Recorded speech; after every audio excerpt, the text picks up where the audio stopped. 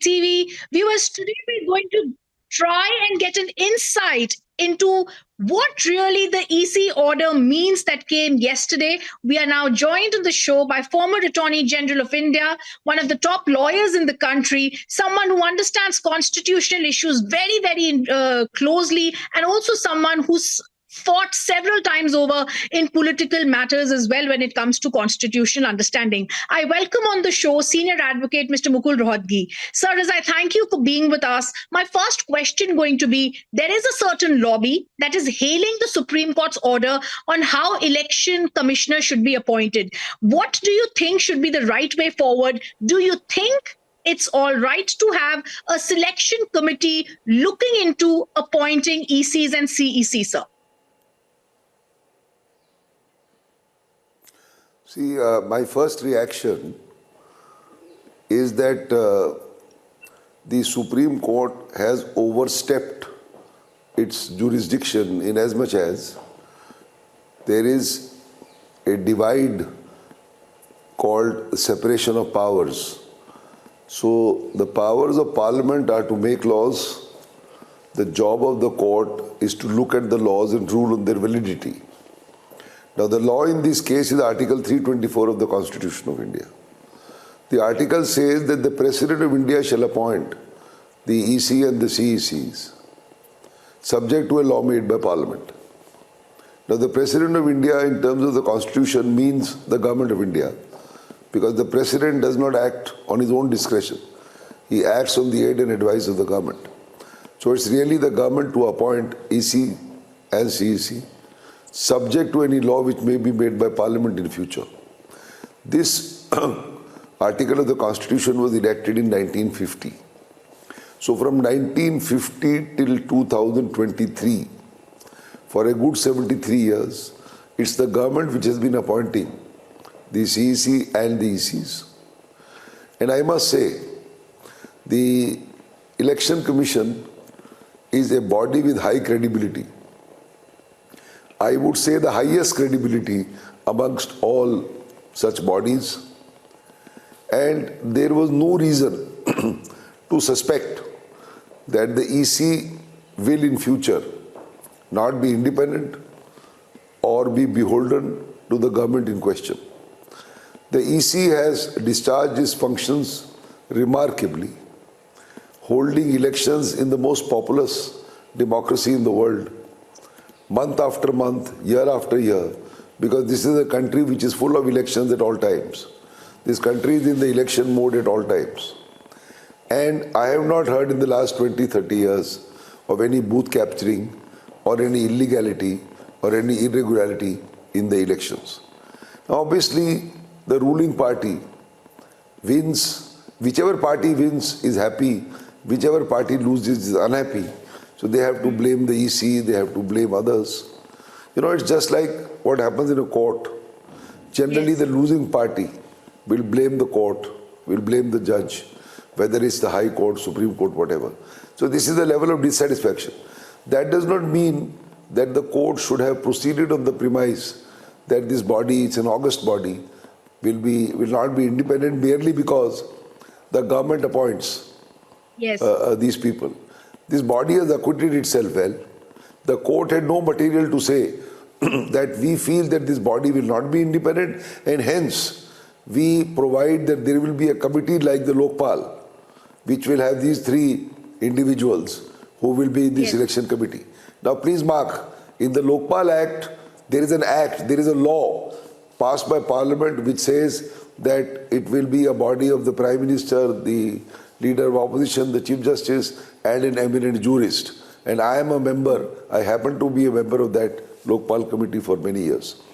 Now, there is no reason why you take out that committee and kind of put it in here. That's the job of Parliament. So there was no reason to have done that. And it is not as if you see that useless people have been appointed in the last so many years, or they have not acquitted themselves well.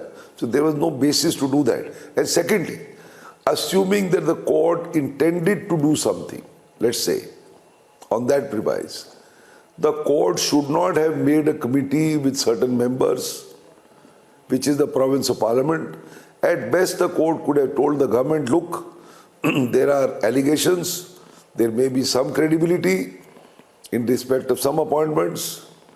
Therefore, please make a set of transparent rules, show who will be eligible to be appointed, show Yes. how a search committee will look at the prospective names and how you will appoint.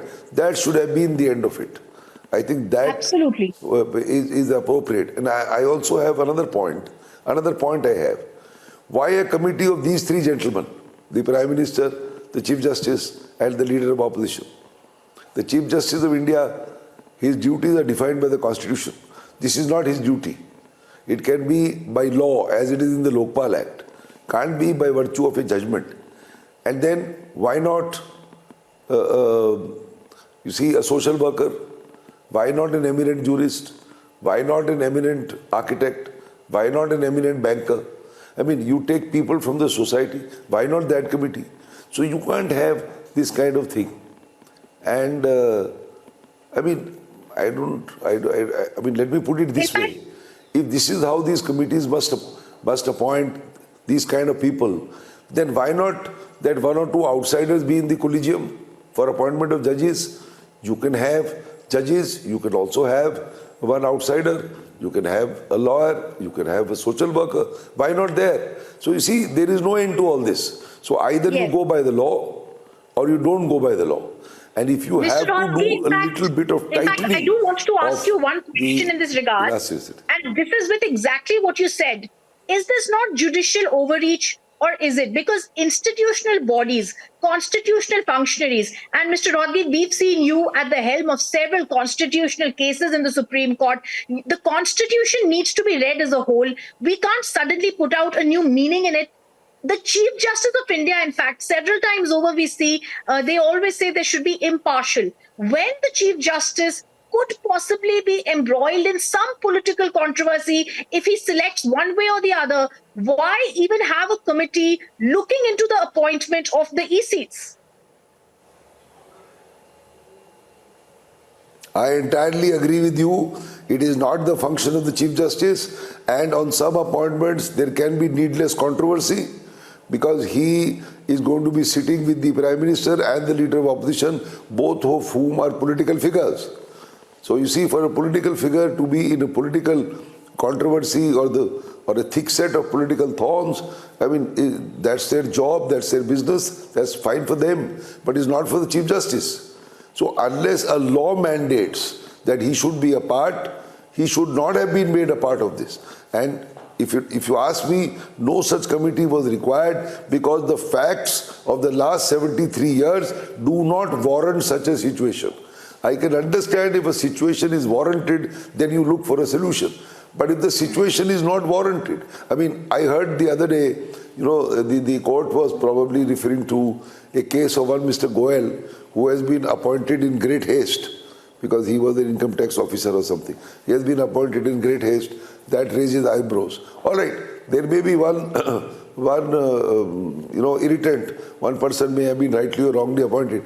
That does not mean that you use a hammer to kill a fly.